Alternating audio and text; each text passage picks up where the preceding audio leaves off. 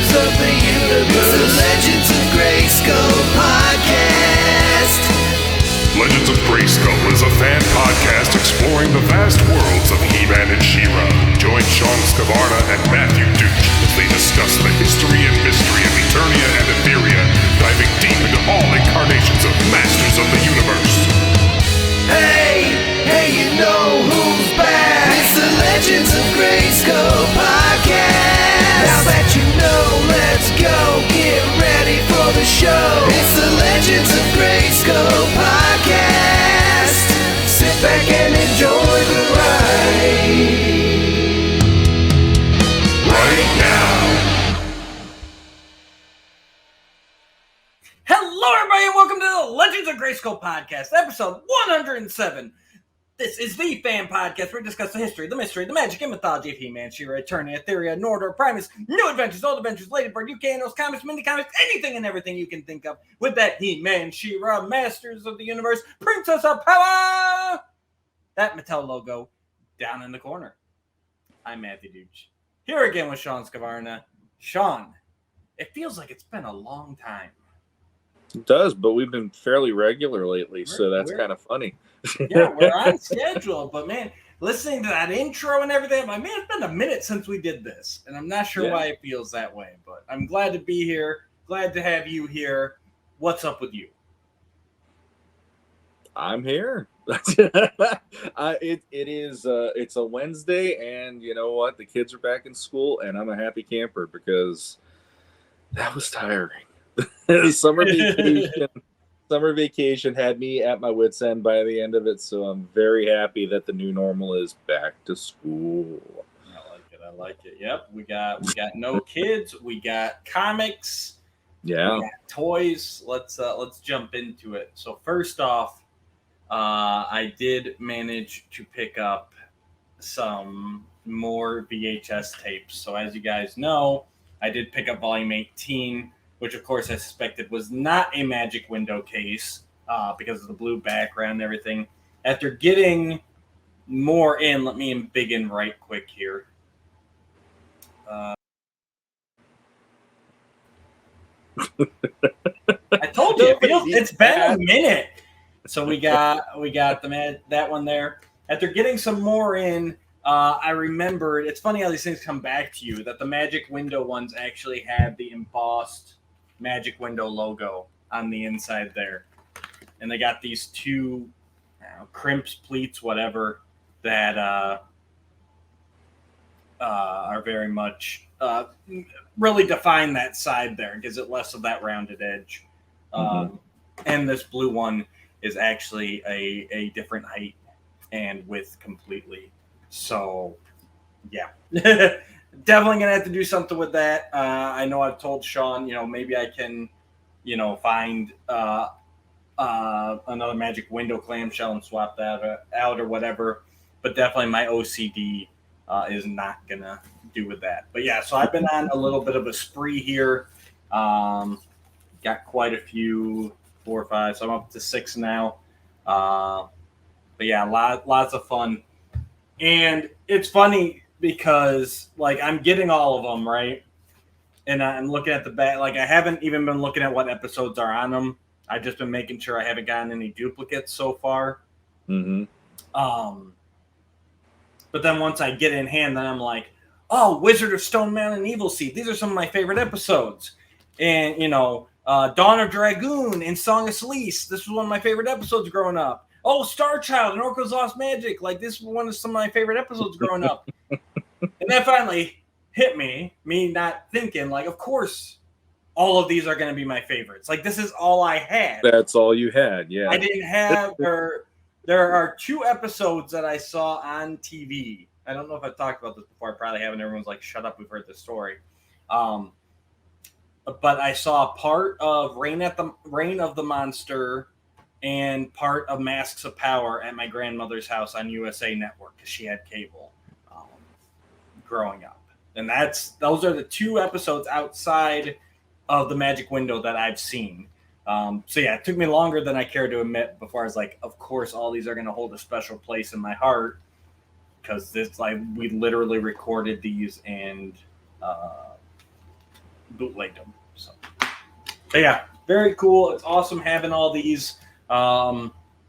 Still need to figure out exactly how many there are, but definitely get in there.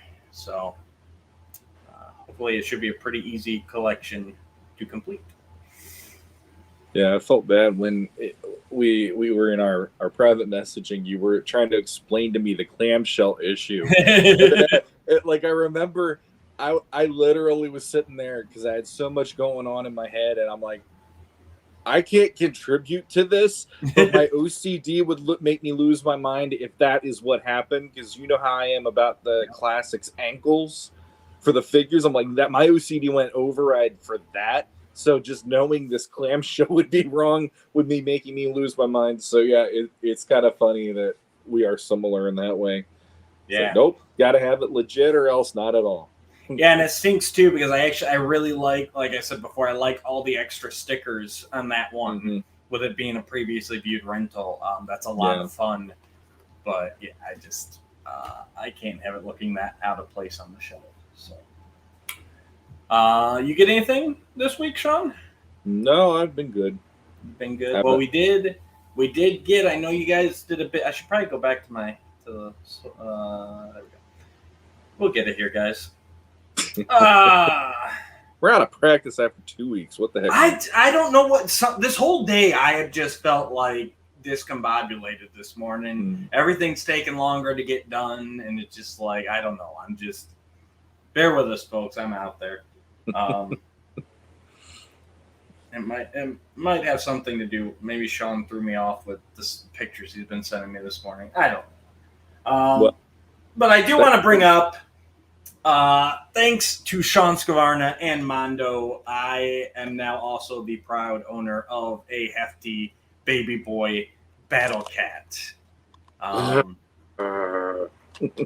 Yeah, he is awesome. I have not played around with the joints too much posing yet because he seems very well put together, but I'm also like very paranoid because he is such a work of art. I'm scared of doing too much of anything. It was you should see me pulling the paws off because with that paper, they put all the paper around the armor to protect him.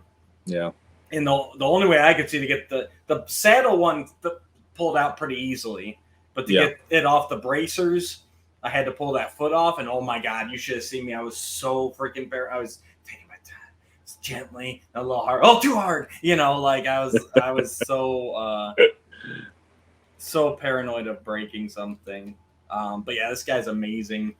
I never realized that, me, I don't like to pay too much attention to, like preview stuff or anything. So find out that the toes actually articulate on the front paws. Like that was a huge surprise and everything. But yeah, he's amazing. I've had him with the classic head on so far. But I might actually switch to that one that you got. That is really in the running. That Mondo helmet. Yeah, so. Before we did the joint review the other night, I was like, I know everybody's gonna have the classic Battle Cat head, so I like coming to it with like, okay, I did that, and I just wanted to see finally what it looked like that way. And I haven't switched it since then. It's going on almost a week since Curtis and Steve and I did that, and it hasn't worn out its welcome. And every time I look at it, I'm like, I still absolutely love the original. Yep. But there is something like the way I described it to Matt off air. Was it really did give me that vibe. Like if they did a movie and they didn't want to go the full way and they wanted to make it have like, let's do the movie equivalent and not go completely old school. Like let's give it a little refinement or upgrading. The Mondo one, I'll pull it out again here. Just because what the hell? This, I feel is a perfect compromise. Yeah, it's a great compromise. It's functional for battle. It's a great nod to both the 2000X and the classic helmet, and it looks like Battle Cat. So I would not be upset with that being in a movie. And like I told Shawn, the bracers were a thing where I'm like, oh, that's cool, but I'll probably take them off if I ever get one. And now seeing them on, I'm like, no, this really works. And honestly, I hope this is one of the things that carries on in Battle Cat's design from now on, because I really think it just, again, it's functional, it's evocative of Battle Cat, it looks like it belongs, and it just bumps him up a little bit. Like it takes him to that next level. So yeah, I hope these bracers for him, or shin guards, however you want to look at it, become a staple of the design. Well, it's really cool. Something I thought of the other night, I did mention the original helmet, the vintage looking helmet. Yeah.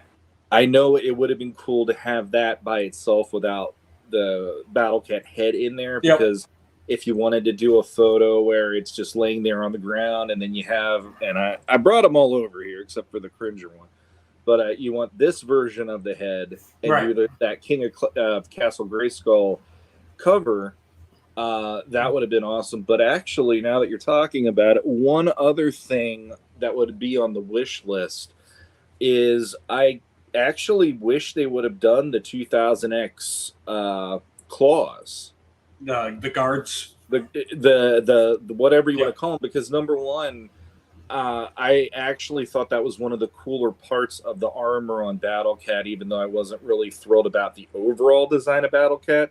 But I thought that was kind of cool. It's like armor them up, and then on top of that, us loving CGI the way that we do, it's like that straddles two different generations of masters. That here's Battle Cat with that on him as part of the actual like armor he uses. And now I'm looking at it going, those bracers coming down into those claws would have been, I honestly, that would have been me just going like, okay, you hit every point of what I could have asked for out of this figure. But minor, extremely minor little nitpicking on my side of it for even throwing those out there, because with everything that figure comes with, it's gorgeous. And something that Matt also off air reminded me, I wanted to and I forgot, because us doing the crossover review when I was originally just going to do it by myself, and then with Curtis having Battle Cat and loving it, then I'm like, well, Curtis, what if you and I do this? And then all of a sudden, hey, what if Steve comes with? Okay. And then all of a sudden, it's just like one big... No, it was really fun. It's only an hour long. I'll put a link down below, guys. Check it out. They go in depth. Steve's got some great poses. He got it in some pictures of that they show off on there. I don't know, though. I can't recall. Did you guys show off the box at all? I mentioned it, but I did not show off the box, because the box...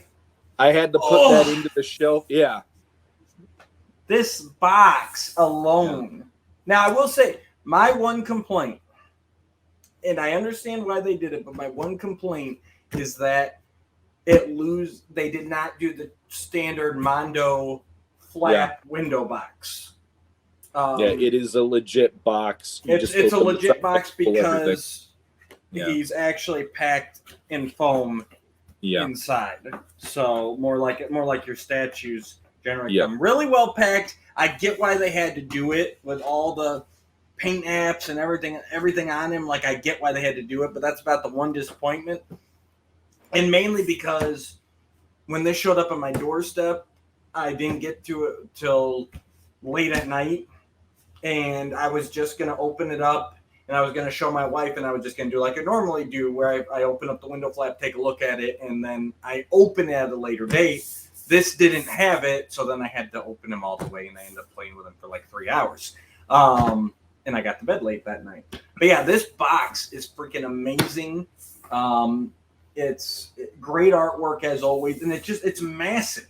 It gets your attention. Anybody who bought, any of the toy vendors that bought these to resell, they're gonna have so many people going, "What is that?" With this sitting up on the shelf, you know, Battle Cat on the side. He's got a bio on the back. But yeah, that artwork right there, and it's made me. I've got my He-Man set up in the standard armor right now. This picture has inspired me. I need to get that battle armor on him. I need to get him on Battle Cat. And I have no idea where I'm putting him because I don't think I have any shelf tall enough to fit Battle Cat and with He-Man riding him. But that's definitely how it's going to be.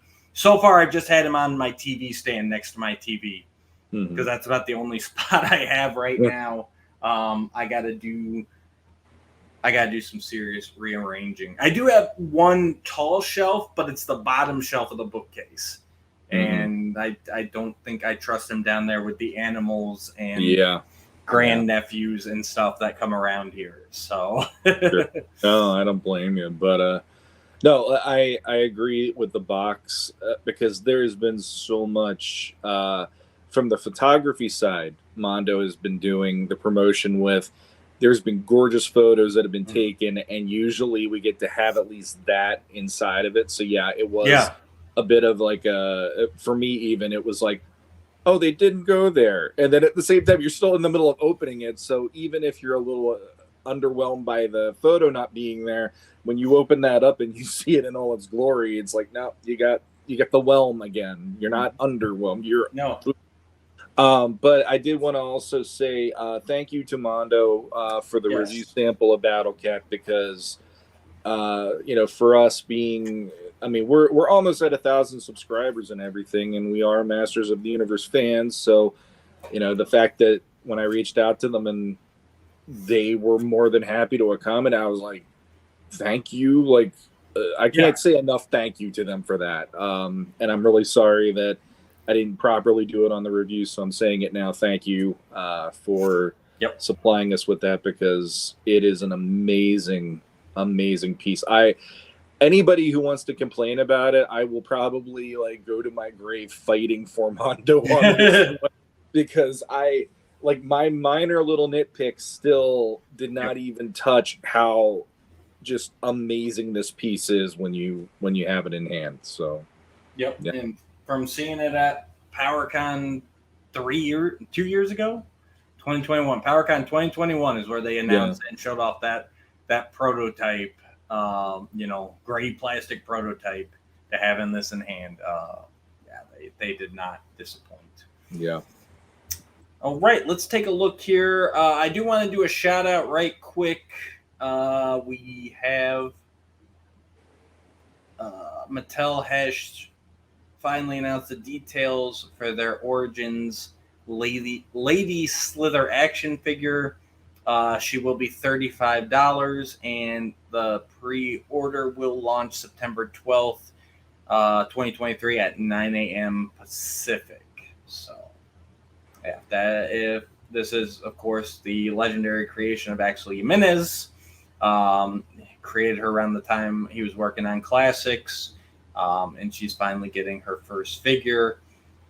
She'll come with both the tail and the leg lower torso, so you can swap out whatever you want. New mini comic, that deluxe window box packaging that we're used to seeing on the deluxe figures now. She's got a Staff of Ka and a serpent dagger. Beautiful artwork all the way around, and a cool sleeve over the box.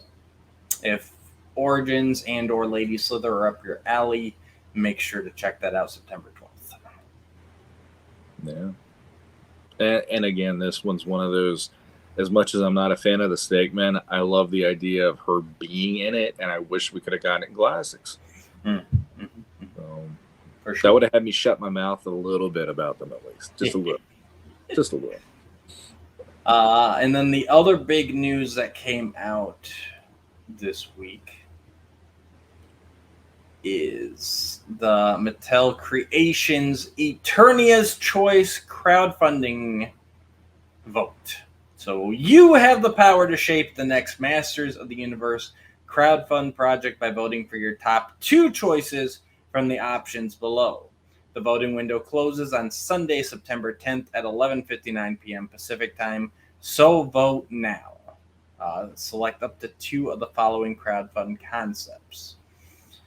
So, first off, interesting thing here. It does not actually say that we're getting 2 of these. It says you can vote for 2. And honestly, really has very few details, which is disappointing. I mean, that's it. Like, that blurb there is all we've got. So they're not locked into anything. They can do whatever they want with this. But here are your choices. So we've got the attack track, shown that it will have in the Filmation style for our audio listeners. It's the blue, yellow, and red one, double seater, van-esque concept.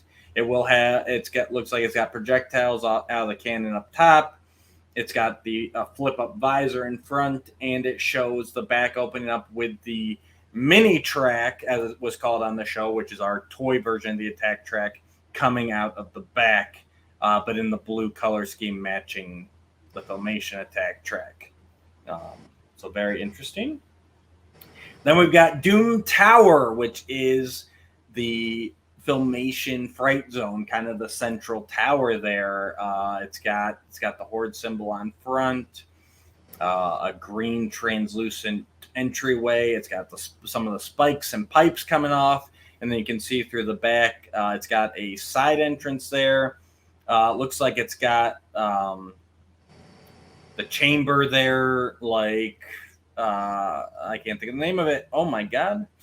That He-Man was stuck in Secret of the Sword. And then it's got an upper level that's got Hordak's throne room with some weapons and a computer panel and a staircase around it.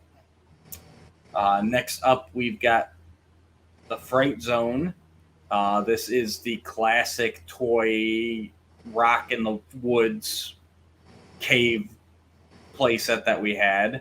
It's got the traditional tree, the beast monster, and the rock monster trap, along with the dungeon. In addition, it's also got a purple piranha plant on the side of it, and it's got a couple illustrations that show that you will be able to. There's a trap door now going into the dungeon, and it looks like there's also a breakout panel on the back of the dungeon. So we also have the Horde Crawler Tank. So this is made popular from the Filmation series again. It is the giant tank on 2 treads, blue, with Hordak's face on the front, and a giant cannon. It also shows the back opening up with a Horde trooper standing by it for scale. And the last option is the Snake Lair playset. This, again, is a creation of Axel Jimenez. It was based on the unused Treehouse playset from the vintage line, but it's got the snake logo on top. It's got the gate, snake motif all over it, stairs, and looks like a little dungeon there, as long as a cannon and an Iron Maiden. So, Shawn, I will let you go with your thoughts, and then I will get on my soapbox. All right, so out of the options that they threw at us, I chose to do the attack track, and I chose the Horde.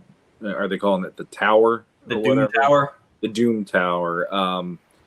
Because for me, at least, it's like, me being who I am, it's not like a desperate need to have the Filmation stuff in the collection, but the attack track is one that I know fans would absolutely love finally having the Filmation version.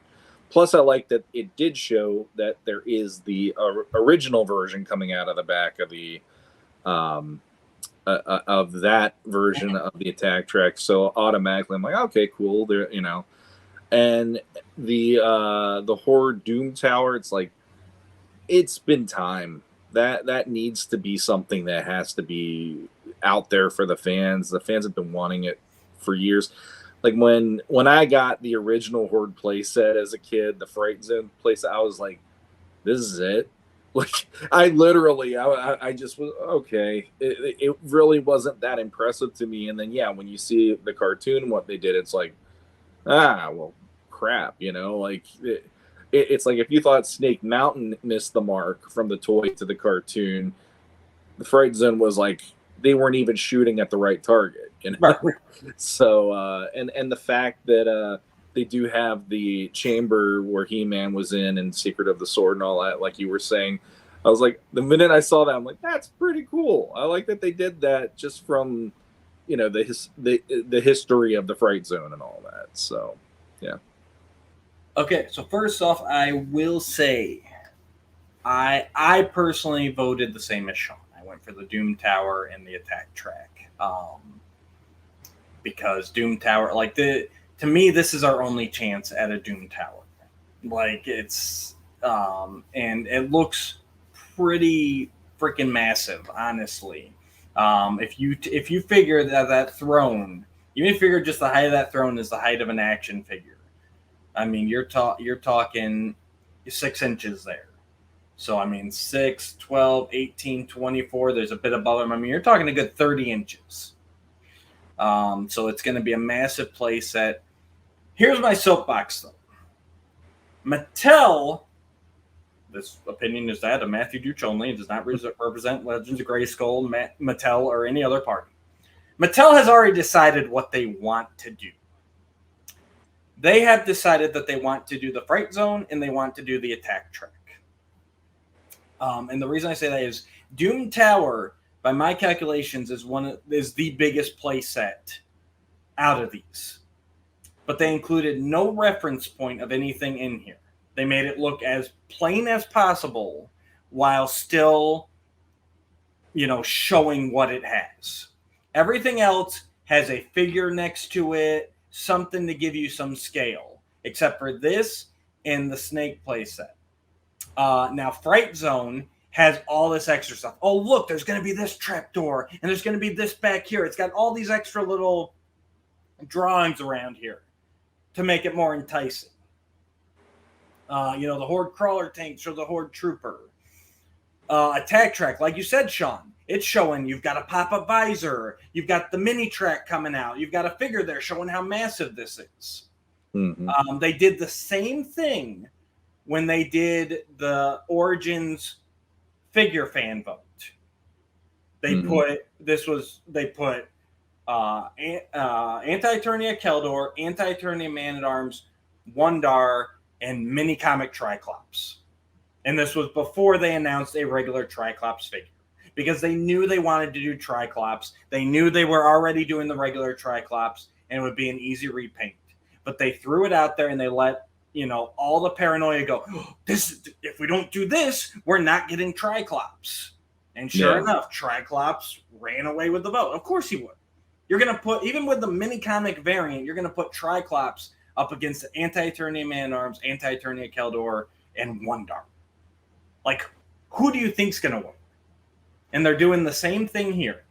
Mattel will make a Fright Zone no matter what. Fright Zone does not need to be a crowdfund. They already released Castle Grayskull and Snake Mountain. Fright Zone is a no-brainer. If you're going to do the crowdfund, if one of the biggest toy companies in the world is going to do a crowdfund, it needs to be for stuff that would not be made without a crowdfund, in my opinion. Which is Doom Tower, Snake Lair, you know.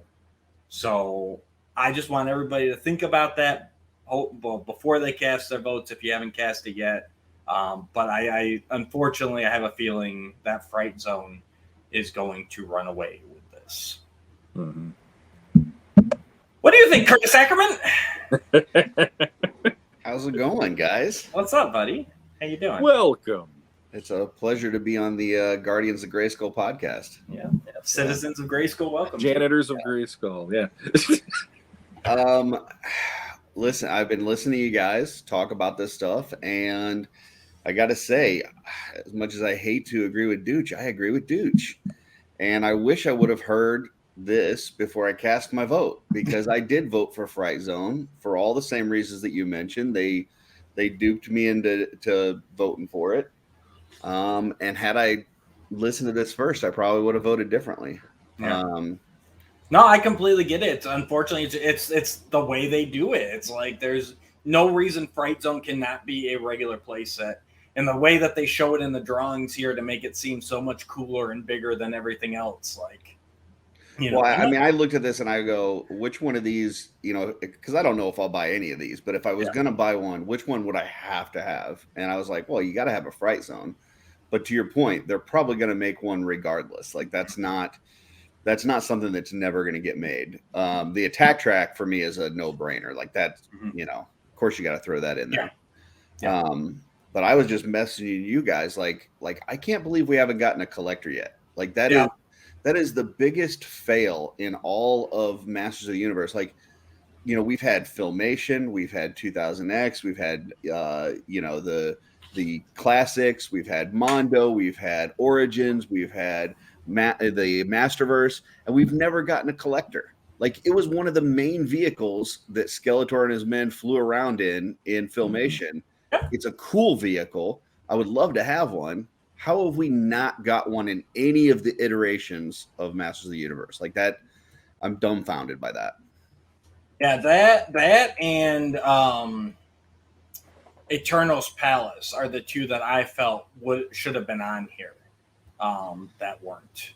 Yeah, I could see the Eternos Palace just from the standpoint of that thing would be absolutely massive scale-wise, and I don't know how they would accomplish it, especially if you're doing it in the Origins line, which is really more of a budget line.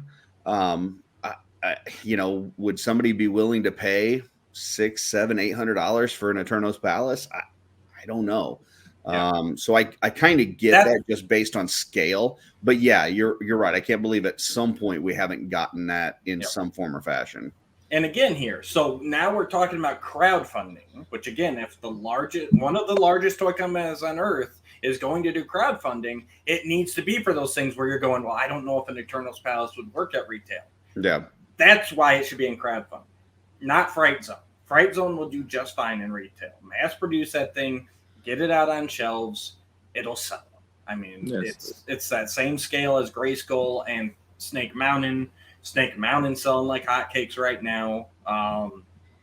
Get that stuff out there. But yeah, the collector. It's more this like multi-figure vehicles. You know, like the collector, like the attack track. You know, they're going to have to be on a scale that you're not going to buy that at retail. So I think that's a good crowdfunding one. You know, I'm not sure what that attack track is going to cost. My guess is somewhere in the neighborhoods of $350 would be my guess. Two minimum. Yeah. And I think collector would probably be the same. But I tell you what, as much as, you know, I really haven't been collecting any of the most recent Motu lines with the exception of Mondo, I would buy a collector right now if they put one out. And I would just throw it with my vintage set and call it a day. Well, and the nice thing about the vehicles so far on the Origins line is they've kind of been playing a little loose with that scale to where the Masterverse fit in there pretty well, and classics for that matter. Like my Stridor, I can fit any He-Man figure I have in that thing. So I assume that's something that'll kind of continue where it's not exactly scaled to the bigger figures, but it could work. Right. But yeah, collector, that was the one that I wanted as a kid. And the collector needs to start making a comeback in new media. Like that was Skeletor's go-to mass transport. Oh, I would love to see that in like the Kevin Smith, the next iteration. That would be great. Absolutely. I think the word tank probably they should knock that one out and do the collector in that one because there's literally nothing representing Skeletor in that list either. It's all here's the attack track, but then here's all of the third, tertiary and under villain groups. Nothing for Skeletor even offered, so that's a little odd. But yeah, no, I agree with both of you. Like that one's its time has more than come at this point. Like, what the heck, man? Yep. So guys, cast your votes. And I'll put it on right now. If Doom Tower gets made, I'm getting it. Even though I'm not a huge Origins guy, it's like this is one of the things where it's like, you know, they're going to make more Grayskulls. They're going to make more Fright Zones. They're going to make more Snake Mountains. But like Doom Tower, this is the one shot I've got at it. And being a huge Filmation guy, like I'm just going to have to put up and shut up. So see, I don't even recall Doom Tower. Like that has no I don't recall it at all. So when I saw that, I was like, I thought it was an original thing that they just came up with. Well, it's just they take in like the central part of the Filmation Fright Zone. You know, it was that big, massive compound, and they've taken like that main tower off of it. Okay.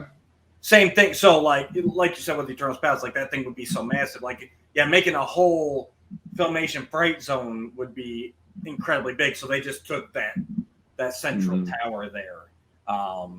And built a playset around it, which I feel is the right way to go. Well, if you're going to do that for that, then yeah, you could take an Eternos Palace and just do like the Palace Throne Room or something. Like maybe you don't do the whole palace, but do a section of the palace. Exactly. Let's see if I can pull a picture up right quick for you.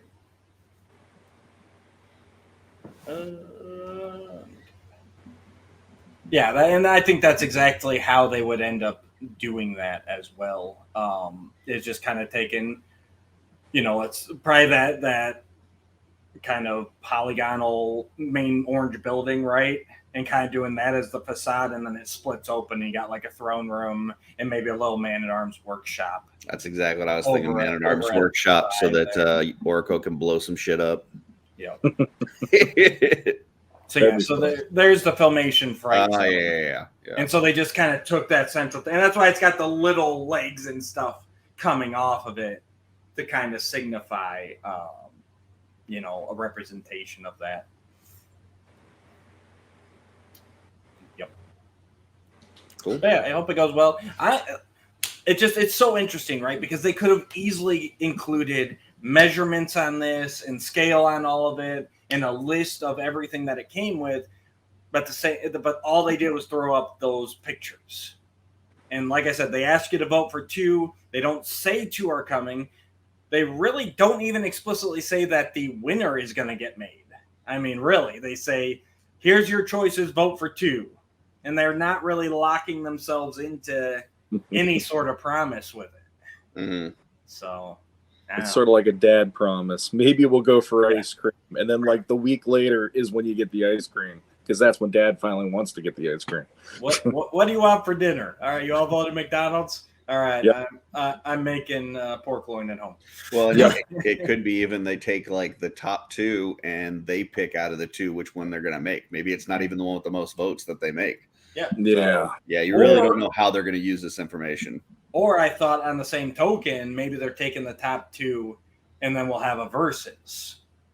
Like, okay, you chose Fright Zone and Attack Track. Now vote for which one of those you want to get made. If that's the case, dude, I mean, you got to think that Attack Track would win by a landslide, regardless of who it would be going against. Maybe, or is it kind of that same intent? Like, okay, well, a playset's bigger, so I got to vote for the bigger thing now because the smaller thing has the more likelihood to be made later. So it could go either way. All right. We'll see how it goes. Oh, let's see what our fans voted on, because I put up a thing in the Legendati Facebook group. If you're not there yet, I don't know why the hell you're not. Get over there. Who's your Legendati? Who's your Legendati? What's he do? So yeah, I threw up votes. I asked what you would vote for. Joe Gonzalez, top contributor. He says, "Oh man, a cartoon accurate Attack Track is hard to pass up." And I remind him that he gets to pick 2 out of the options, and he said he'd probably go Fright Zone if he can't vote Attack Track twice. Scott Baker says that Attack Track was hard to pass up, but I went Doom Tower and Snake Lair. Very good. I think he probably had that same thinking, right? Like Attack Tracks, that's going to have a lot more support down the road. Well, plus he went with playsets versus vehicles, so. Yep, exactly. Get the bigger things now. Jesse Arnold, admin, top contributor, said the Mystery Machine and the Technodrome. I think you might have got the names wrong. Wires crossed. I will say, though, I wouldn't mind a Mystery Machine redeco for the Attack Track. That could look pretty sweet. I'm curious what I'm assuming Technodrome would be the Doom Tower. If so, I salute you, Jesse. If not, forget you. Manny Gonzalez says Fright Zone and the Horde Transport. I will say the Horde Transport was pulling at me a little bit, but it's one of those where I'm like, this is probably our only chance to get it, but I don't want it bad enough to put my vote to it. Jennifer Misi Sykes says, I ended up voting for the Snake Lair and Fright Zone. I like the Doom Tower, but I'm not sure about the playability. That's because Mattel doesn't want you to be, Jennifer. Jay Gravitate, founding member, said Attack Track and Doom Tower. Very good, very good. And Stephanie Sakura said the same. So lots of Attack Track and Doom Towers in our little neck of the woods. Hopefully that continues on. Next up, we've got our comic review. Curtis, did you pick up Forge of Destiny #1 today? I did not. All right. Well, then we're going to have to say goodbye. But I have started reading, so who knows? I may get to it.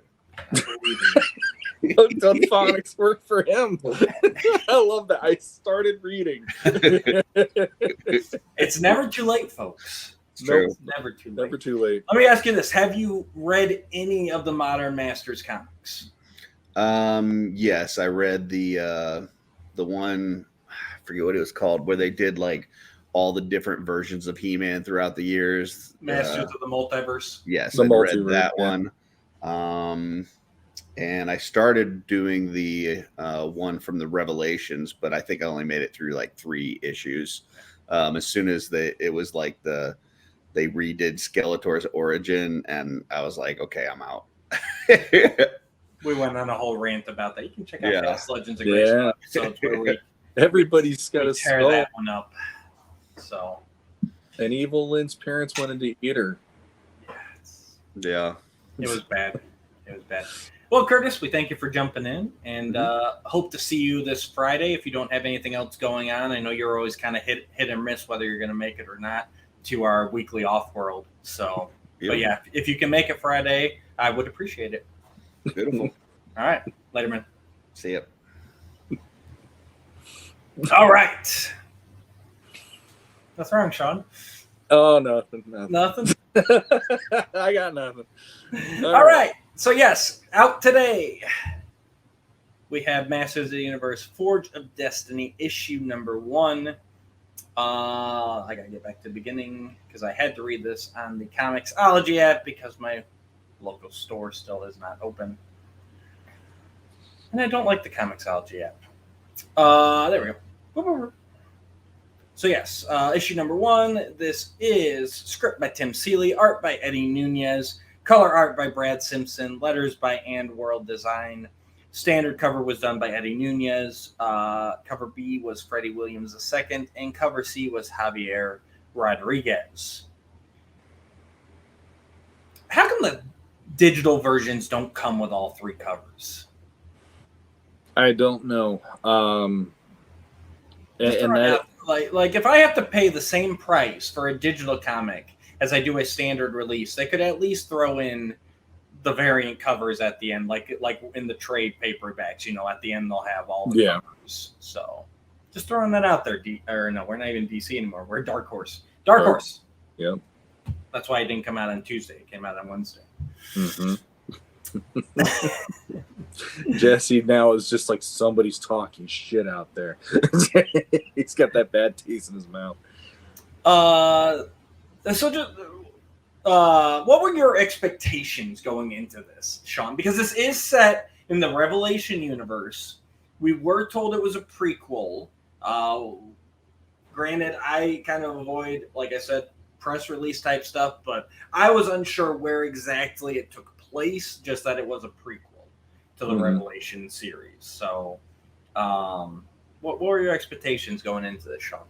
Very minimal. I mean, we've had multiple reviews now of Tim Seeley's work with Masters, where it starts off pretty decent, and then usually it peters out before the final issue is completed, and we just sit there going, so this is the put number in place there of times that he couldn't stick the landing. And honestly, the only thing that was really, really exciting for me was the Eddie Nunez doing the entire book for the first time. Yep.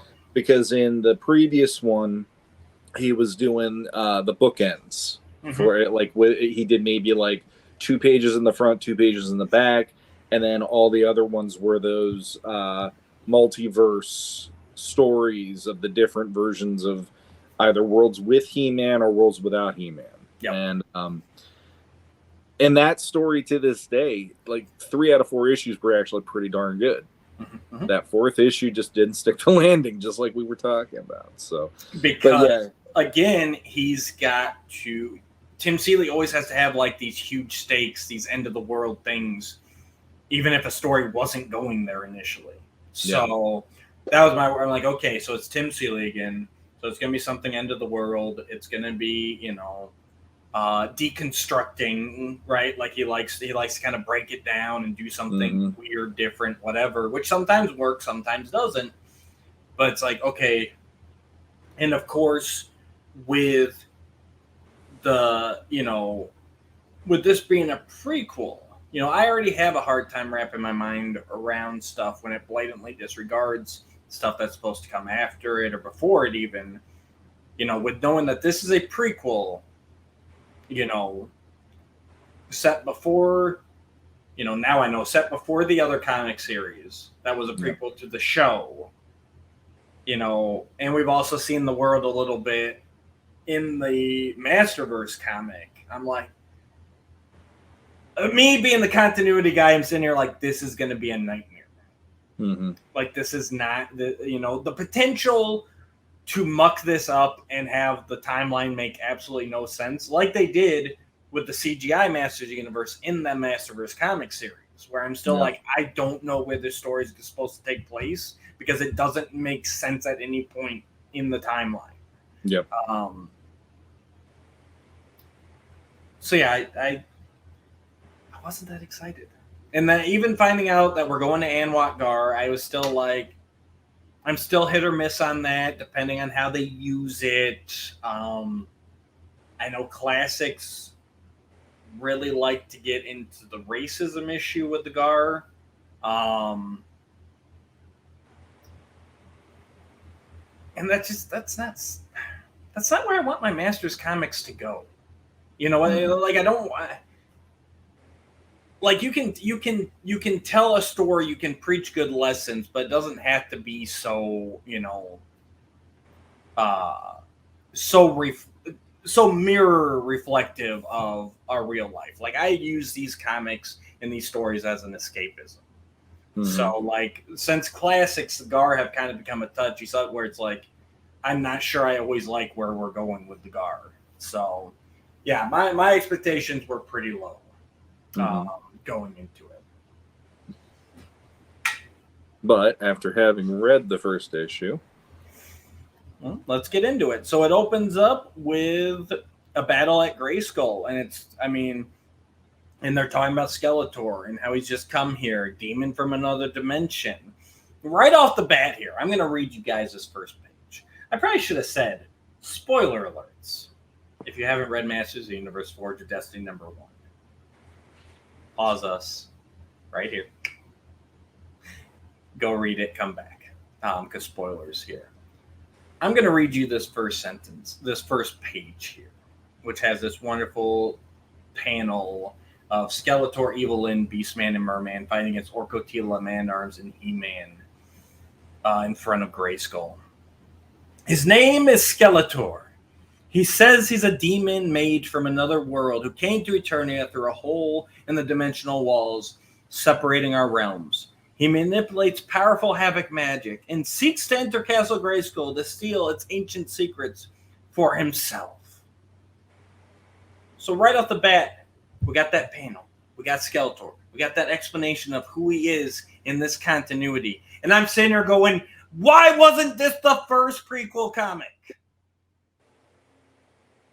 Because that was our #1 complaint throughout Revelation, throughout the prequels to Revelation, is we're trying to figure out as we go what is what in this world. And right there, they did it. Like, why? Literally, I read that page, Shawn, and I'm sitting there by myself. Kids are at school. I'm going, why didn't we start the other comic with this? You know, it goes on that Sorceress and He-Man and Grayskull talking about, you know, Grayskull chose him as the champion. He's just gotten his power, it seems. And they're just talking about the state of the world, the magic and technology. And I'm like, where was this? Mm-hmm. And then we get a nice, you know, a bit of an inexperienced He-Man here, where he's like, you know, he realizes that the moon's setting, it's going to be daytime soon, and Prince Adam has to get back, and he's about to transform back into Adam. And Sorcerer's like, you know, if you take Battle Cat, it's a lot faster to get back to the palace. I kind of like that little joke. Like he's not even thinking. That's how inexperienced he is right now, which is an interesting He-Man to see. You know, we haven't, you know, we got into a bit in 2000X, but honestly, he grew up pretty quickly in that series, like Young series. But I like those little things where it's like, you know, he's got to be guided a bit. Like he's got the power, but he's got to learn how to use it. So it's a nice moment between them. Yeah. And again, you know, like Eddie Nunez doing those bookends, usually, I wouldn't say all of them were my favorite parts of the books, but like usually those little moments previously were nice, setting the stage for something else. In this one, it's just nice setting the stage for this new mini series. And yeah, it was kind of fun to go, okay, so Adam's been He-Man maybe a month, maybe, you know, give or take, because they've had enough time that Randor has opinions and everyone else has opinions, but Adam's still feeling out how this is supposed to work. And I do like this is setting the stage for him doing the whole, you're setting me up against this like Lord of Destruction dude. Like this is not something they trained me for. Tila was not ready for this. Yep. So yeah, I dig that. I dig the inexperienced parts so far. And kind of his cockiness, you know, princely duties are a lot less exciting than this. Like he's having fun being He-Man. You know, all too often lately we've kind of seen more the end of the road He-Man. You know, not like old man He-Man, but like where it is like the secrets are weighing heavy, and you know, I don't know what I'm doing, or like, you know, more like I can't open myself up, and you know, that kind of inner turmoil. It's nice to see Adam like, hey, this is fun. Like I'm powerful, and Battle Cat's fast, and we're riding, and you know, it kind of goes to another point. It's like, you know, you've always said, you know, and I've always said, you know, obviously Prince Adam's a facade and everything, but I've never kind of looked at it at this angle where it's like, you know, it becomes the facade to keep the secret, but at this point, he's literally just enjoying being He-Man more. You know, like the princely life is, you know, it's meetings and, you know, diplomats and, you know, parchments and everything, decrees. But this is I get to ride around and punch people. So like, it's a Shazam type of thing at this point. That's what I was just gonna say. It's true blue Billy Batson, or I mean, honestly, not even Billy. It's this is way more the way Freddy's done in the movie, especially the sequel, where you know it's like he any chance he gets to turn into his what was he? He was Captain Marvel Jr. in the comics at one point. I don't know what the heck they call him now. But any excuse to just Shazam and boom, he doesn't have the crutch. He can do whatever he wants, and he's really happy about that. It's like, it would be really hard not to feel that way, you know, when you have that access to that power so readily. So and that's not a portion of He-Man's life that we've seen before. Yeah, we've seen Mike Young, where he was young and inexperienced. Yep. But even then, it kind of went right into the Courage of Adam, where he was kind of doubting his place with the secret and everything. And of course, we've seen Filmation, where it's like, this is the duty I must take, and this is the, you know, more the Bruce Wayne Batman. Like, I have to keep up this persona so that people don't figure it out, you know. And then, of course, with Eternia War and Revelation, it's more cataclysmic, revealing secrets, what comes next, how does that affect the relationships, so this is fun. And I've always said I wanted just a fun He-Man story. So then we go to Anwar Gar. Love the names. So we've got their I don't know if they've ever explicitly said that she's a queen, but definitely a leader, and that is Hera Kane. Hera Kane. And then her advisor is Hail Storm. So I love it. I love it. Tim Seeley, if you came up with those names, thank you.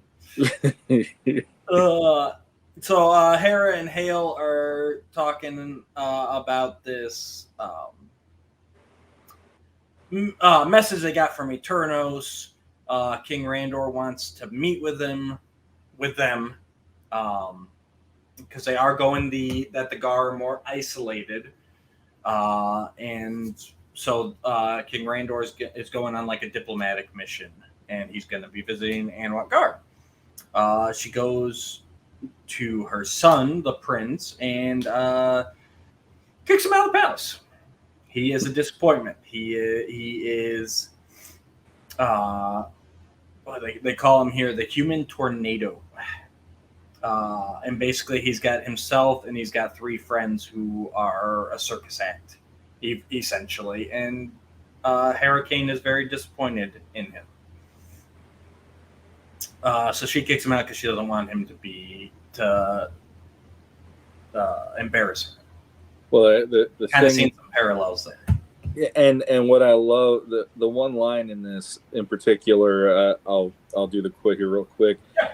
She says to him, "And if I'm to be compared to King Randor, I need to be standing beside an heir less embarrassing than Prince Adam." Yep. Wow.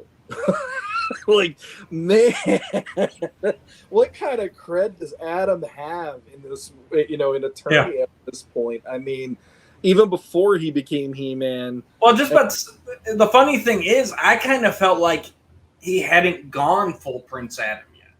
No. Like the way his father treats him and everything. Yeah. Like, I think at this point he's new to being He-Man, so it hasn't had that trickle-down effect yet. Mm-hmm. Because I was actually surprised how seriously he's taken, how much he's a part of everything. And so I guess that kind of goes both ways, I guess is what I'm saying, because she's saying less embarrassing than Prince Adam, but at this point, Prince Adam isn't as embarrassing as he's going to become. Yeah. So, like, that bar's not as low as you're thinking it is. I don't know. It just, when I read that one, I was like, wow. Like, I mean, you want to talk about cutting the knees off of a character, right? Or cutting a character off at the knees. I mean to say that right there, that line was like, whoa. But yeah, absolutely.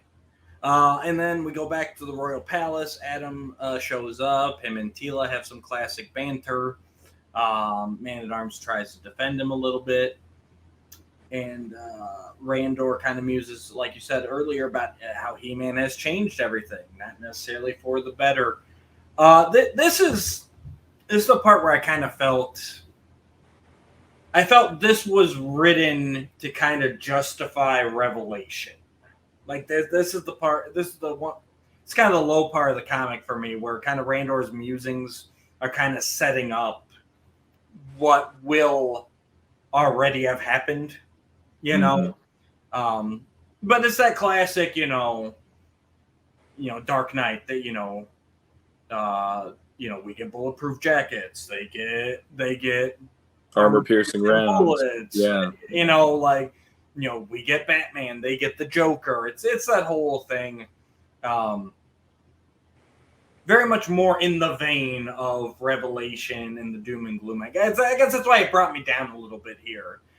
To have Randor so distrustful of He-Man right here, and he makes a big point about we don't know who he is or, where he came from and stuff. And it's like, yeah, but it's Eternia. Like, do you really know who Ram Man is or where, you know what I mean? Like, it's like, I guess that's one of the things that's always worked for me. You know, when we talked about it, I don't think we did the episode, but we talked about Mistaken Identity, the Filmation episode, where, you know, the boy pretends that he changes into He-Man. But that's one of those things, like, in universe, like, it hadn't really been discussed up to then that someone could potentially be He-Man. You know? And this is definitely setting up where he's like, I wonder who he really is. And it's like, yeah, but that's not generally a thing in Masters of the Universe. Like, no one's going like, who is that man behind the mask? Well, the thing, this might surprise it. This I like, though. Yeah. The reason being is I've talked about it on the show at least once or twice, maybe a couple more times if I remember right. I always like the idea of, you know, like, you have, like, if they would say to me, okay, write your version of Masters of the Universe and write it how you want, and I would still probably keep in some of the Filmation stuff because I know it's important for the fans, but I would do it where the disparate tribes or the disparate places of Eternia are not what they are under, like, how 2000X or Filmation would be yet. Yep. And it would start with something along the lines of this, where you have Randor kind of looking at everything and thinking someone needs to unite this. And I love that they were going there in 2000X. Yep. And this really did make me go, I like that this is a story that's being told almost in a serialized way, like a cartoon would do it in the 80s, or like even Netflix now or whatever, because that is one of those questions that I feel like, you know, typically on the show, I'm not going to give a good ratio on this, but let's just say for lack of a better option, let's say 3 out of 5 times on the show, something is happening in Eternos and He-Man addresses it as quickly as he can. Yes. The other couple of times he's out in the wild or he's out in a different area of Eternia, but that's by luck he's there and he can do it. So the idea that other places are now looking at Randor and going, how do you have this guy? And and especially with him being so new, because we just addressed that. I like the idea that it is something where it's starting to make other people and other lands go, well, how come Randor has this guy that shows up in the nick of time and he never ever comes where we are when we need help and stuff? So I like that there is a bit of this even mentioned in this. And I like that is the catalyst of everything that we're talking about with the issue. But when they went here, I could see why you feel the way you feel. But when they went here with this, I'm like, this is getting into what I've always hoped they would do. And they're doing it in a way where I'm like, Tim Seeley's delivering for me. I'm getting nervous. This 4th issue is going to make me very angry. But for right now, you're doing what I was wanting to see done. And I'm actually appreciating this. So I get you. Yeah. Like I said, I get that whole part. I just, I don't know. I guess in my mind, just He-Man teams up with the Palace and with Randor a bit more quickly than it's presented here. You know, whereas it almost comes across like Randor has distrust of him. And I guess that's the part that I take issue with. But maybe this is all leading up to like him swearing fealty and proving that he can be seen as an extension of him. Mm-hmm. But we do get into the tale of Anwat Gar. And he talks about how, Anwat Gar was it. So basically, you got the magic on Eternia, and then Anwat Gar was like the center of technology. They were the scientists. They were more advanced. They got a lot of these weapons and stuff out into the world. Yeah. And they have this machine that could create any form of technology called the Forge of Destiny. They did it. They said the thing. See what they did there?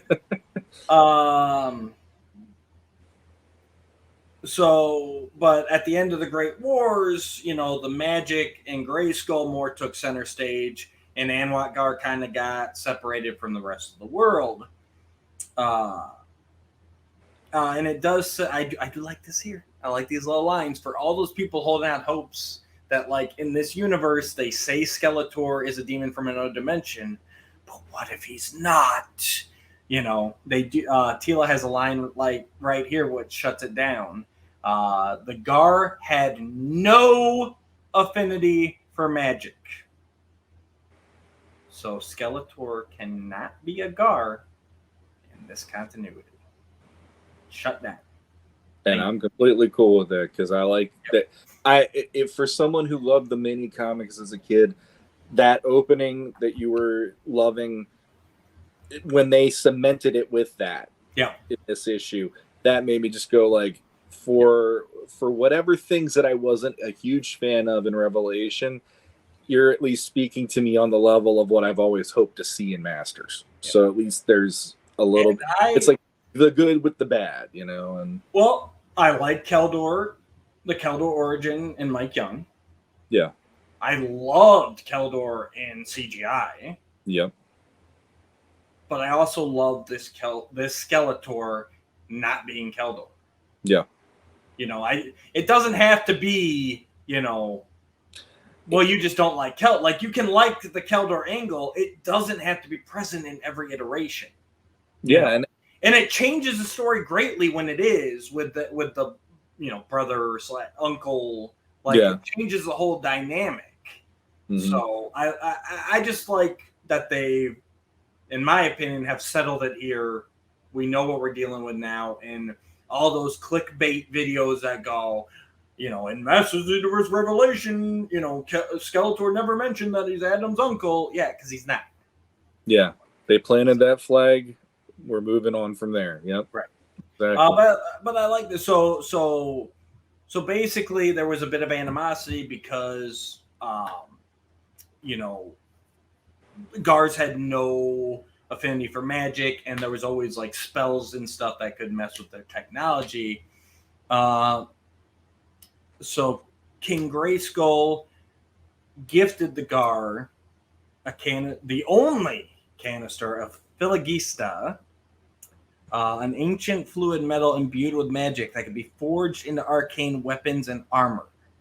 And so that gave Anwat Gar the means to combat Grayskull's magic should they ever need to. So it's, you know, the whole thing like, okay, you're scared of us, we're scared of you. Here is the failsafe. You know, you don't trust Grayskull, but if you need to, here's this canister of material that can conquer Grayskull if you need to. And hopefully there will never be a demon lord from another dimension that manages to get his hands on it. Hopefully. Because that would be bad. Yeah, that would be bad. I like it. Dude, it's classic setup right here. Yeah. This party has the unobtainium. This party needs the unobtainium. Hopefully they don't get it. Like, I'm digging it up to this point. Like, and here Adam shows off a little bit. You know, he throws in a little quote. You know, you're never more powerful than when you're willing to give up power. You know, which is why he's the choice for He-Man. And you know, there's some nice foreshadowing there and everything. But yeah, and here's where they get into the part that I was geeking out about, because we did our Lords of Power pitches back in episode something. Yeah. Excuse me, before 100, where we were talking about what we would do if we were just presented with the original prototype figures and had to come up with a story. And I know my thing was like, well, I would want everybody to kind of be their own tribe, like Beastman would have his people and Merman would have his people, and kind of be a race between Skeletor and Randor, you know, or the Royals, like who could get the most territories. Yeah. And here's what they're doing. They're like, you know, he's like Beastman, or Skeletor's already got the allegiance of the Beastmen. He's got the Aquaticans on his side. Like, and Randor's like, I have to go out on a diplomatic mission, and I've got to start. You know, we've got the Andrenians, we got the Avionians, but we need more. And it's classic Masters. You know, power to good, power to evil, power to good, power to evil, and you know, it's reminiscent of Mike Young when he's getting the council together. Yep. Prince Adam no more. He's on the trip. I'm like, all right, this is hitting some beats for me. It's like this is written in a way where I'm just sitting there going, it's like they're watching our show. And they're literally like, it's like Tim Seeley's like, oh, those assholes are talking shit about me again, but I'm going to steal their ideas and I'm going to prove to them that I can do this. You know what? If that's what you're doing, I'm cool with it. I don't even need the money. I will happily just keep on venting. This is what I want to see. And if you keep doing this, I'm going to be like, Tim Seeley, you're winning me over. Stop it. Oh my God. You know, like, I mean, like I've always been a fan of that with the whole, like, you know, either Randor or He-Man being the one trying to unite Eternia in that way. And I've said that many times too. And when this story, it's like everything about this is working for me on all of these levels that I've always wanted to see. So far, yep. Oh, it's great. So, and then he also says, and of course we got to bring Orko because the children will love him. Of course. I like that little wink and nod. That's the kids will love him. Like that's the whole reason Orko was in Filmation. Like he's the kids, you know. I like his. You hear that? I'm delightful. When I say that to my wife, she rolls her eyes and walks away from me 9 out of 10 times. So, yeah, play your cards how you want to, Orko. I'm just saying. Yep. And then, of course, we got the beat. You know, set again a couple beats setting up Revelation. Unfortunately, where he talks about Roboto and him having his memories, finest and sophisticated creation. And of course, the line from Randor to Duncan, you've never lied to me before. Uh-huh. Yeah, he foreshadowing. Yeah. Then we go to Snake Mountain, where Webstore is reporting to Skeletor. Nice saying Webstore. About King Randor's journey and how he's essentially going to the island. He's ending up at the island of Anwat-Gar. And Evil Lyn wants to go and abduct King Randor and hold him for ransom. But Skeletor decides if his ultimate goal is Anwat-Gar, then there's something there that he wants. And if he wants it, I need it. So, very, very classic Skeletor. I like all this interaction here between Evil Lyn, Skeletor, Webstore, and the classic, like, you need to go get it for me. I'm not going. You go. And he sends Evil Lyn to find out whatever it is that Anwat-Gar is hiding. And again, references here. Evil Lyn makes a reference that he's new to Eternia and he doesn't know about Anwat-Gar. And that's another thing I hadn't really thought about, but where I like the demon connection, where it is like, there's, he might leave certain areas alone just because he doesn't know to want them. Yeah. Instead of when you do the Keldor angle, especially him being a prince, like, he's got a lot more knowledge and stuff, But I like that because it sets up where Skeletor can be powerful. The problem is he doesn't know things about this world, and that's where He-Man, or Adam could get the upper hand on him.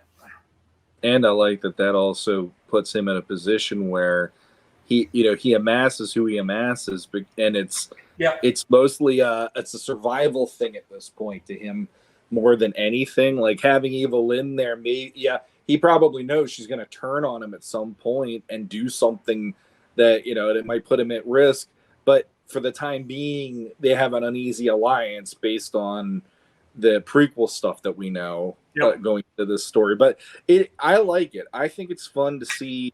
Here's a new Skeletor where he doesn't know everything, and that's why, like in Filmation and in 2000X, he's always got that MacGuffin thing then. Yep. And I love that it's the whole, okay, I found out about this. Now we're going to go do this. Yep, oh, exactly. He-Man broke that already.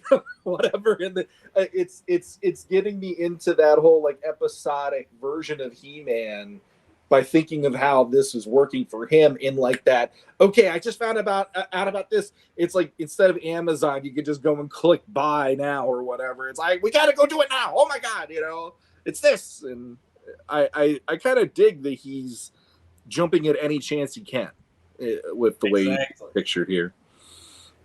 No, it's a lot of fun, and like I said, it opens up the character a lot more. Mm-hmm. So then we go to the Royal Caravan, which consists of battle rams, dragon walkers, attack tracks, plenty of royal guards. Loving it. Oh, Stridor. Teela's on Stridor too. So always fun to see the classic vehicles. And we just got the progression there, then meeting different people, Orko entertaining. They haven't seen He-Man, but he's definitely been around. They've seen some, where people said he stopped a flood. He fought off, some creatures. He's kept them safe throughout their journey. Teela's reporting, and she checks in on him sleeping. Maybe he's not. Then we go back to Anwat Gar, where we find the human tornado. I don't think he's actually been named at all. Just they call him the human tornado. Getting drunk in a bar. We know this because it says bar on the sign. and the sign looks a lot like a Vegas. Too, which their technology, it's Anwat Gar, so they got the fluorescence, they've got the panels and everything. Where we find out that Adam has snuck off ahead. He's already in Anwat Gar. I just went back just really quick. We do have a name for him. It's Dash.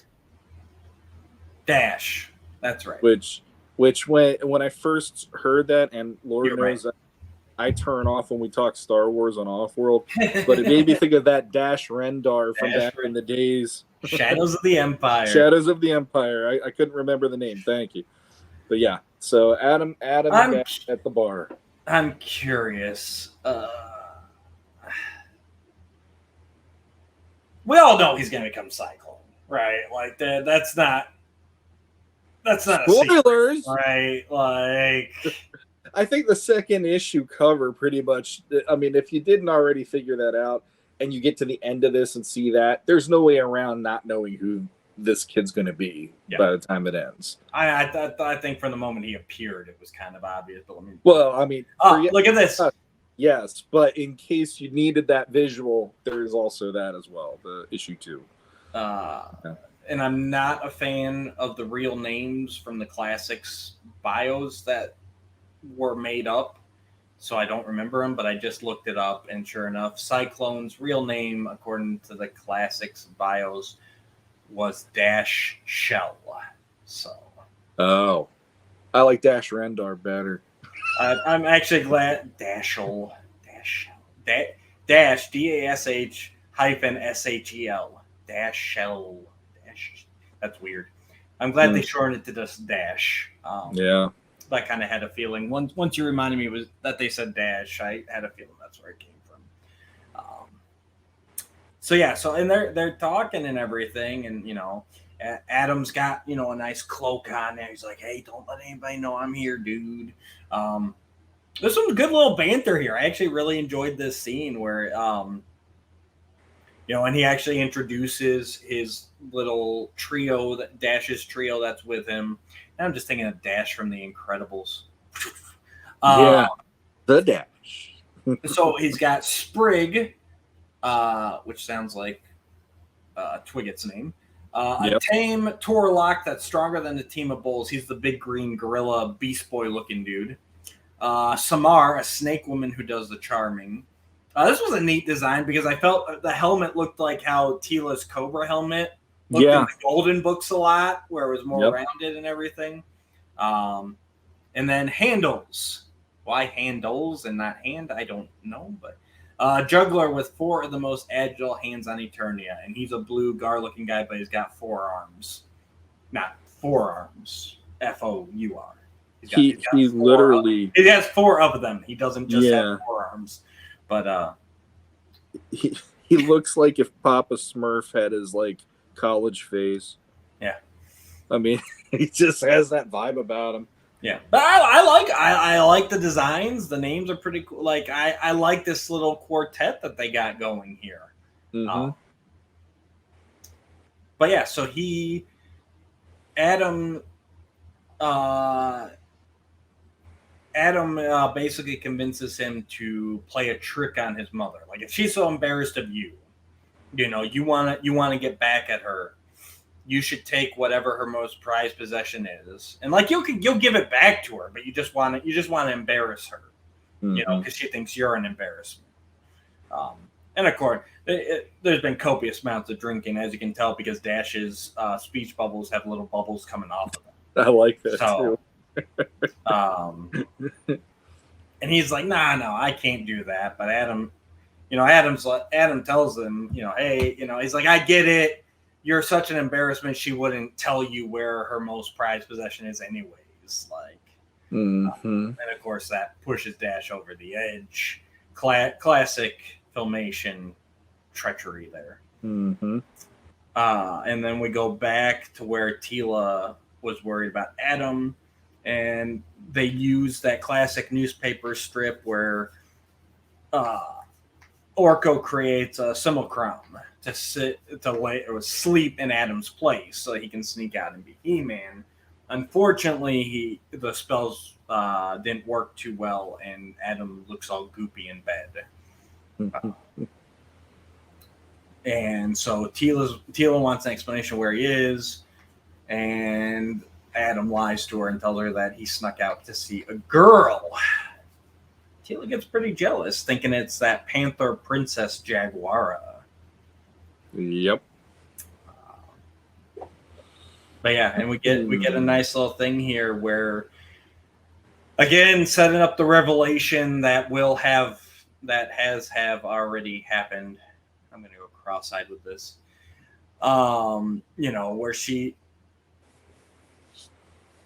Where she's explaining that she was ready for another promotion, and she would have gotten her promotion, except that's when Adam started flaking off, and so now that's how she became Adam's royal bodyguard, when really she should have had her own post, her own fort, and everything by now. So kind of putting the onus on him that, like, hey, you derailed my career, and this is what I wanted. I know I'm getting bogged down on this, but it's just one of those things where it's like it doesn't feel sincere to me, because I feel like they're putting this stuff in here just to justify what we've already seen in the series, if that makes sense. Like, I don't know. It could be. I mean, but again, if this had been the actual prequel comic before we'd seen the series, I think it's handled better here. Yeah. Than it was in the prequel comic, where they're like, well, Tila, we've wiped Tila's mind and all that. So that, like, this is a better reason to be distrustful. Mm-hmm. Yeah. But I guess it's ringing hollow to me, because I feel like they're just trying to set up what we've already seen. Yeah, which, I mean, obviously, I would have rather had I would have rather had this be the story they told in Revelation and be done with it instead. Because, like, this is, I will say, this is doing a lot of heavy lifting with not just bridging the gap, but justifying the decisions in Revelation that maybe we were like, well, that was sudden, that was this or that was that. And honestly, like, reading the part about her talking about, like, the promotion, I kind of dug that too, because, she is somebody that you can see the drive to prove herself and all that. And that was kind of interesting. Like, she views what her promotion would have been as being probably, like, I hate the term completely, but the best life version for her.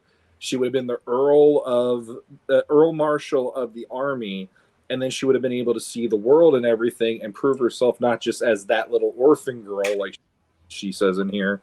Yep. And I kind of like that because typically a lot of the surrounding characters in Masters, you don't really hear them talking about their dreams. Or if they do, it's the episodes like when Man-at-Arms finds out that Zor's protecting a baby in the nest, and then he adopts her in his dreams of helping to raise her.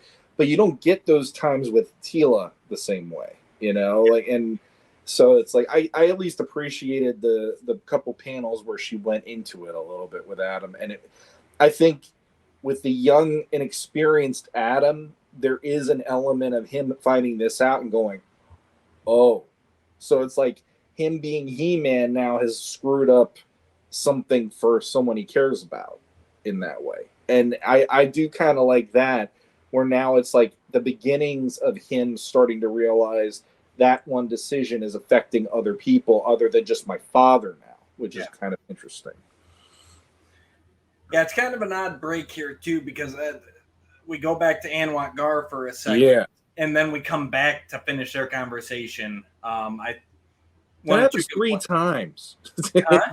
That happens 3 times in this issue. You have her checking in on him, and then her. At least that was set up like the shock, like Adam, and then we cut to Adam. I'm not gonna lie. Like... I'm not gonna lie though. The moment that she pulls the covers up, all that I kept thinking of is, oh fuck, are they gonna say he has a morning wood? Is this gonna be? Because it's like the way it does it. Then she's like, Adam, it's like, how dare you? And then it goes into Anwat Gar again, and then it goes into and it's like this whole thing could have been handled within the span of probably 2 to 3 pages, and instead we just keep going back and forth, and I get why I like the first cut because you got Tila going Adam, and then you go to Anwat Gar where Adam is. Yeah. But at this point, I think they should have finished this conversation and then gone back to Anwat Gar. I'm going to finish their conversation first because it's basically he's ready to tell him. Like, he's pulling the sword as she's walking away. She's pissed. She's hurt. She's like, I don't even want to hear it. And she walks out of the room, and he was ready to tell her that he's He-Man. Again, an experience. Now we're starting to get a little bit of that, like you said, Shawn, like this is affecting other people. Mm-hmm. Quick turn from, hey, I'm having fun, Battle Cat's fast. But yeah, it's kind of the first part of it. And again, I think, like, I agree with you. I like what she's saying, and I like the backstory it gives Tila. I can't shake the feeling that it's in reply to the people that had issues with Revelation. So again, I wish that this had come first, and then we could have built up a little bit more. And I can't shake the feeling that this is obviously a prequel to Revelation, but the whole time I'm reading this, I'm like, this should have come out first. This should have been locked in. And they should have done like we said. It should have been 4 months before. Yep. So that first Revelation dropped in July. This should have started in like February and gone right up, and then the show. Yeah. I think it would have solved a lot of issues. But agreed. So that's where we leave Adam and Tila. Back on Anwat Gar, our little troop has stolen the Philogista.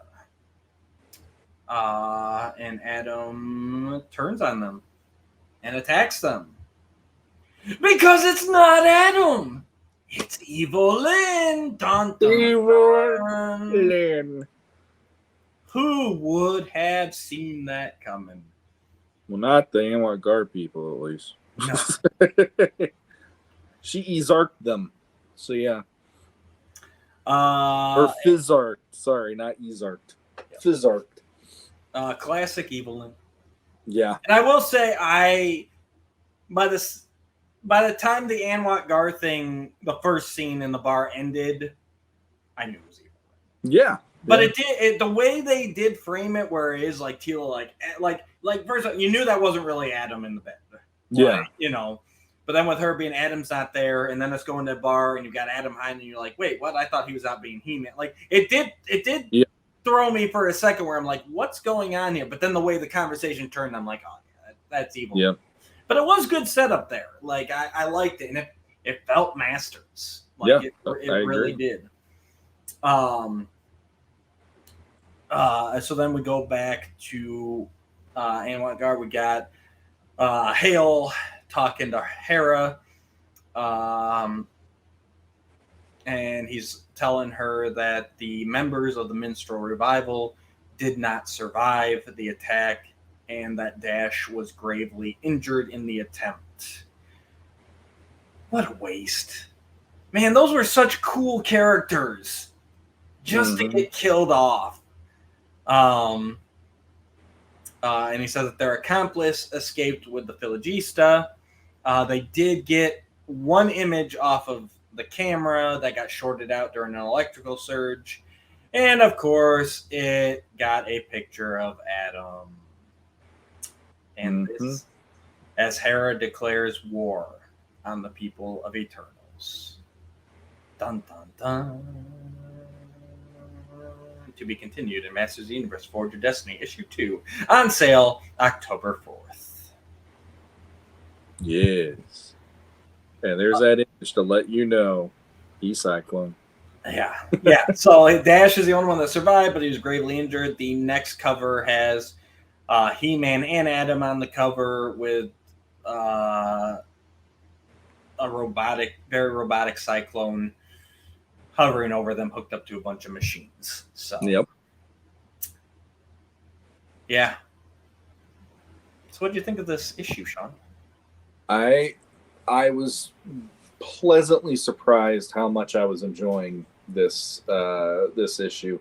And again, like, what was it? The last one where all the stories were about the different. I never can remember the name of that. Masterverse. The Masterverse. But like, you and I were both like, holy crap, this is actually a really fun read. Mm-hmm. Same with this. This feels like true blue Masters of the Universe storytelling that is stuff that I know plenty of times we've said, go back to something that feels like, here is a Masters of the Universe story. Doesn't have to be world ending. It just needs to tell a good versus evil story. Mm-hmm. And the fact that they're adding in elements of things that I always would have loved to see, and now they're happening in here, and the whole idea of them trying to establish peace and trust between Eternos and Wadgar, worrying about who they have as their companions if they have to go up against Skeletor and fight against the evil out there. I'm good. Like, all of this setup in this first issue works for me on a lot of levels. And it makes me really scared that by the fourth issue it's going to go off the side of the cliff. So I'll put it out there now. Tim Seeley, this issue is everything that we've been waiting for.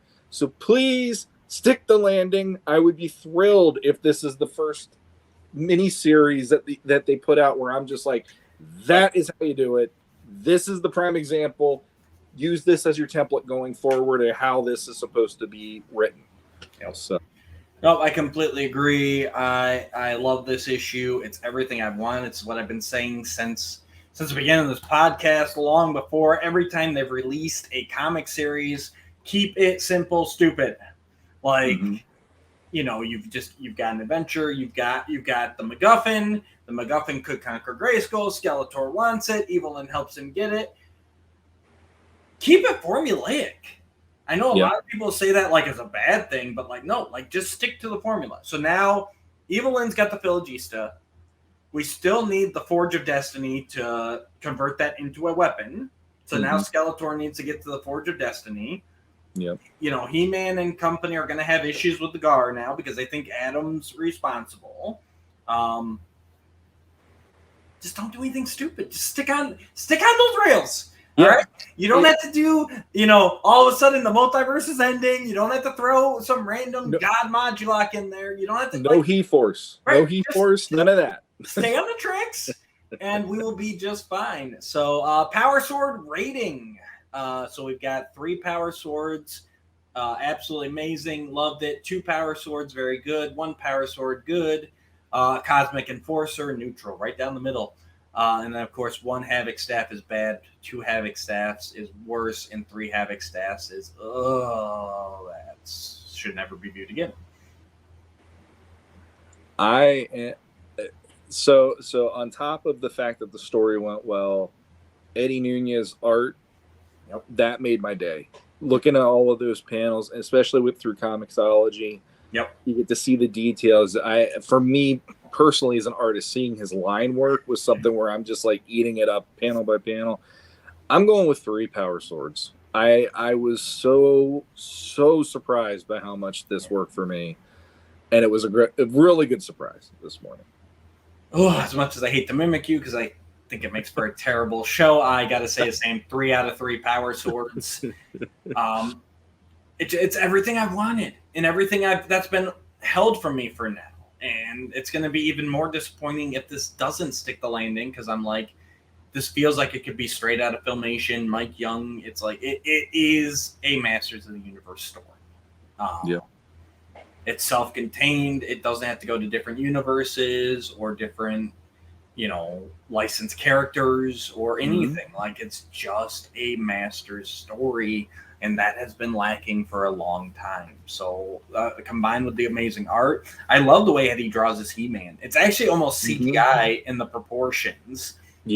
And I love it. He's very expressive face, very boyish face. If you really look at it, like, you're so taken in because he draws a big, powerful bodybuilder He-Man. But then you look at that face and you are like, yeah, that's a kid in there. Like, and I like that. Like, that is a friendly dude. You can't. You're built bigger than Schwarzenegger, but you look at that face and you're like, he's kind. Absolutely. It's very, very nicely done throughout. So, and I know we mentioned it we mentioned it earlier, but the lifting it does to justify the things in Revelation, if this was out before Revelation, would have been amazing. But I will also give it credit for giving those moments to go, we're planting that flag. Keldor is no longer Skeletor. Skeletor's just the Lord of Destruction from another dimension. Boom. All of that kind of stuff.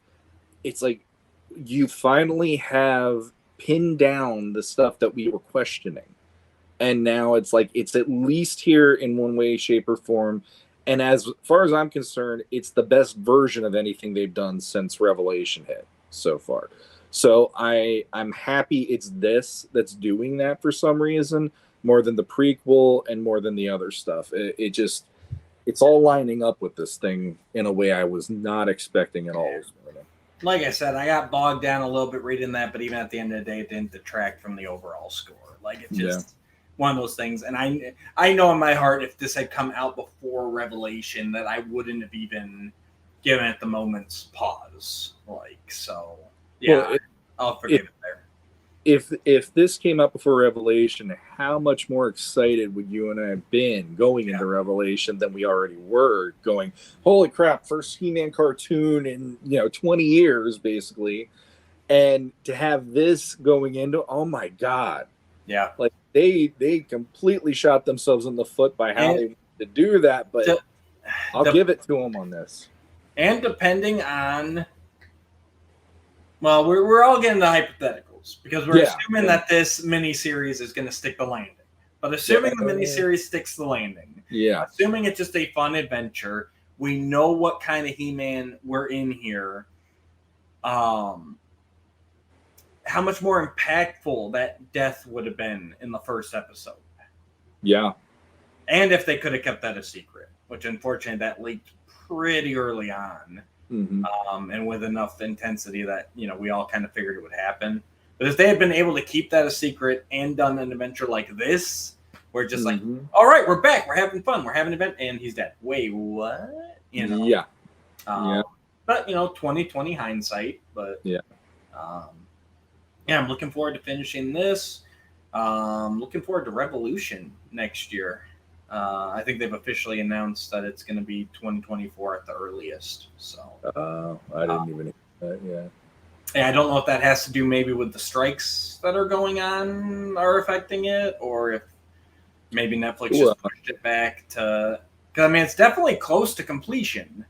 It would, yeah. I was gonna say maybe the writers part of it did, but the writing should be finished at this point if they have the voice actors and they're doing their thing. So no, I don't know. They just want to avoid, unpleasantness. I don't know. Yeah, I'm just speculating. Yeah. But yeah, it's last I heard it'll be 2024 for that, and it's still odd. Like I've said on previous episodes, Comic-Con aired those 2 scenes at the panel, which have not shown up officially anywhere. Yeah. Since then.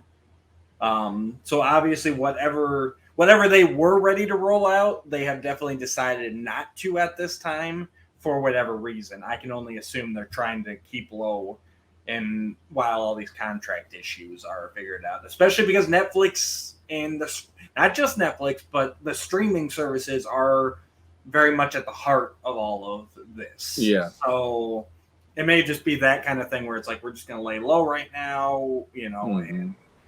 Because I haven't heard of a lot of new stuff coming out for them, honestly.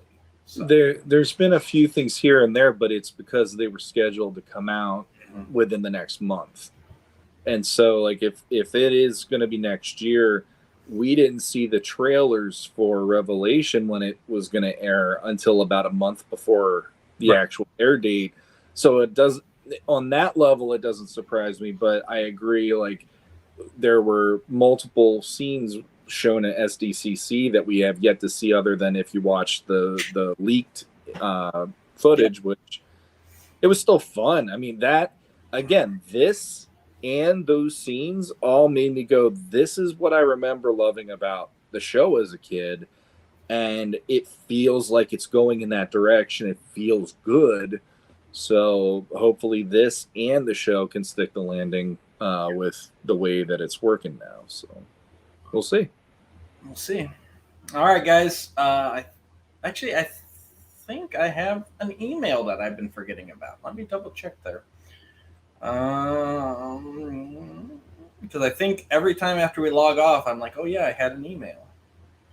Oh, this would be like a month ago. I don't know. Yeah, if I read it before, I read it before, but I don't think I have. Okay. Tony Moore, Sibby's guard, friend of the show.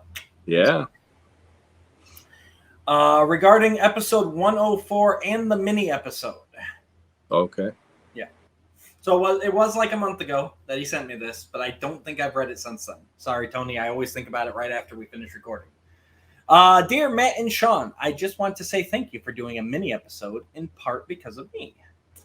For our audio listeners, that was a live episode we did just on the YouTube. So you have to go over there to check it out. While you're there, hit that subscribe button. We're almost to 1,000. Yeah. Just let me assure you, no matter how long it takes, I know you will not forget about my emails. It's like I love that he's gotten you down to the point where he's like, I'm just going to put that in next. He'll read that next, and it'll work out. It's like a conversation now. I also know that there is not always time for them, as I am somewhat prone to being long-winded. So are we.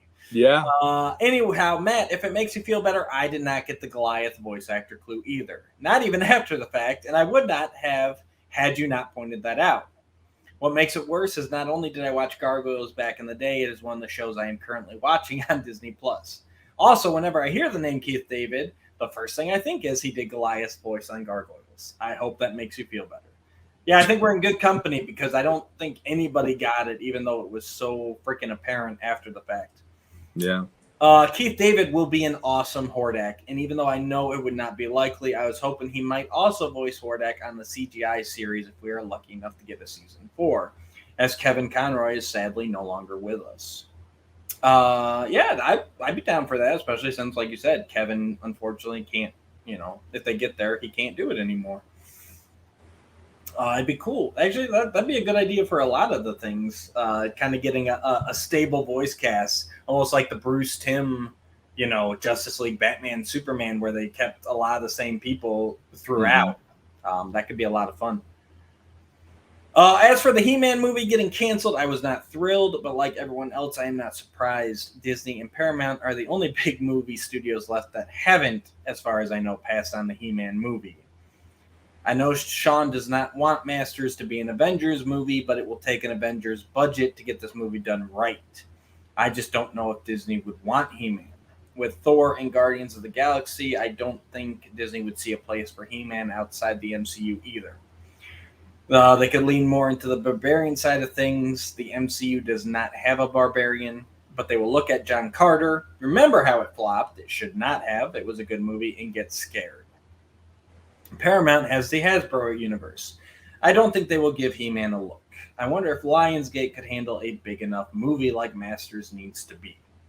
Do you guys think there is any hope?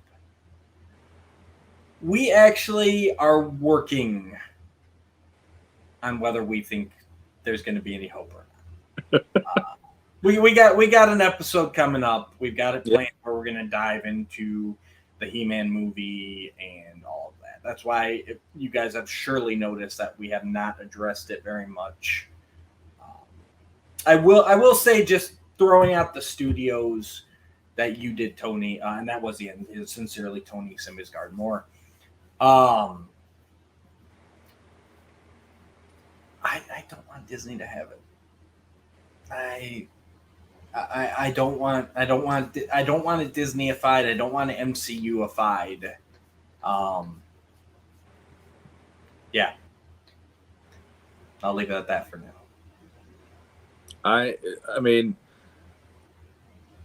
I'll say yes. I don't want it to be that way either. I mean, Disney, like right now, especially, there's a lot where it makes me go, Disney just seems like it's treading water, which doesn't really make me excited to have them having a brand that I'm really excited about. So yeah. I don't know who I'd go, oh, this should be the company to do it. There are names of people I'd love to see behind it, but I think that's more the studio. Yeah, from a studio perspective, to me, it's I can't really go, oh, they would be great, because who knows? I mean, what was it? Warner Brothers was the one that did the Barbie one, if I remember right. Could be. I think it was Warner Brothers. At all. And there was that part of me where I'm like, well, maybe they'll be the one doing He-Man, and since Barbie is like painting the town pink ever since it's been released, I mean, you know, it's like I'd be shocked if they didn't at least go, hey, what about that He-Man property out there? You know? Yeah, it was Warner Brothers, but honestly, at the end of the day, with Barbie movie, like, it was mostly Mattel control. So like, I want them to partner with a movie studio. I don't want a movie studio to run it. Yeah. You know, I don't want this to be Paramount's Masters of the Universe, or Warner Brothers Masters, or Disney's Masters of the Universe. Like, yes, we need one of these studios for the production side. You know, the distribution and all. Yeah, but I mean, that's Hasbro doing that. I mean, they've had Allspark Productions now for close to a decade ish. I want to say, and it's like even they're hit or miss with their own properties. I mean, people love I mean, I know the Transformers movies is like writing money at this point for Hasbro, but for fans, it's hit or miss as hell. So, yeah. Nope. Had a little interruption. Sorry about that. For fans, it's hit or miss, because like I go to those movies, if I go to them at all, and I'm usually underwhelmed by what they're doing, because they do the version I don't want to see. Like, I'd rather see the beginning of Bumblebee on Cybertron versus here's more humans, here's this. It's like whatever. So it's like even a movie, even a toy company doing their own thing on the big screen doesn't necessarily pay off properly, as Hasbro's shown. But if you do it with the right people involved, I honestly wouldn't be surprised if Masters is like the thing, if they get the right people and the through casting, directing, all of that. And I was never 100% sold that the Nee brothers were the right people, because they're still too new. Yeah. Yeah, and we'll get into all that, guys. We promise. But yeah, just for right now, we thank you, Tony, for chiming in. writing in. We always appreciate it. If you guys want to write in yourselves, logpod85@gmail.com. You can also find us on social media. Me and Shawn are out there quite freely, and we do have the Legendati Facebook group that you can join. Might be some cool, maybe a cool image going up in there later today. Maybe we'll see what happens. You might want to get over there and join that private group. Feel free to post and discuss over there. That covers all of our Legends Verse family of podcasts. So Legends of Grayskull, Off-World, and Shooting the Shelf. So free range of topics, Masters and beyond there. And see us this Friday, September 8th. We'll have a brand new Off-World. Yes. Shawn, anything you want to tell the fans? Like you just said, Friday night's Off-World, we'll be having a discussion about how did we word the MCU's memorable moments. We're gonna get into like the heroic and the dramatic and emotional moments that really won us over the MCU over the last decade or so, and we're also going to be doing a review on the Helheim Volume 1 that was the Have You Ever that Jesse threw at us. And other than that, just join us next time for Legends of Grayskull when we do the next episode, 108. Real quick, guys. All right, guys. Thanks for tuning in. Hit all those buttons below. If you know somebody who'd be interested, please share us and like, subscribe, do all that. And until next time, I need to find a VCR. Oh, come on.